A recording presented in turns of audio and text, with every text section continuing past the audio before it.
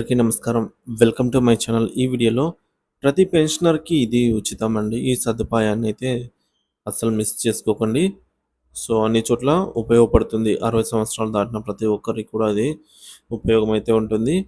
So, అదేంటి ఆ వివరాలేంటని పూర్తి వివరాలు తెలుసుకుందాం వీడియోలో. వీడియోని ఎక్కడ గాని స్కిప్ చేయకుండా ఎండ్ వరకు చూడండి. అప్పుడే ఇన్ఫర్మేషన్ పూర్తిగా అర్థమవుతుంది.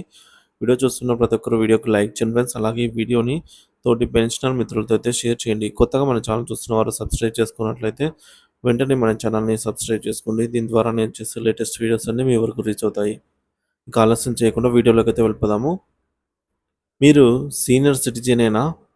అయితే మీ ఐడెంటిటీ కోసం ఈ విధంగా చేయండి.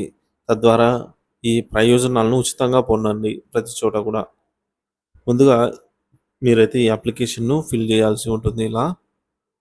సో, మీకు ప్రభుత్వం నుంచి సీనియర్ సిటిజన్ ఐడెంటిటీ కార్డ్ ఖచ్చితంగా ఉండాల్సిందే అండి. అయితే మీరు ఈ పైన ఇందాక మనం చూసినటువంటి ఈ అప్లికేషన్ అయితే మీరు ఫిల్ చేసి దాన్ని గెజిటెడ్ ఆఫీసర్‌తో అసిస్టేషన్ చేపించి ఆధార్ కార్డ్ జిరాక్స్‌ని జతచేసి మీ జిల్లాలోని కలెక్టర్ ఆఫీస్ గల సీనియర్ సిటిజన్స్ సెల్‌కి వెళ్లి సబ్మిట్ చేయండి.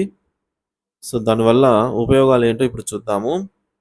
మీరు ఎక్కడైనా బస్సు ఎక్కినప్పుడు అందులో మీకు 25% రాయితీ కల్పిస్తుంది. సో, ట్రావెల్ కన్సల్టేషన్ అయితే ఉంటుంది.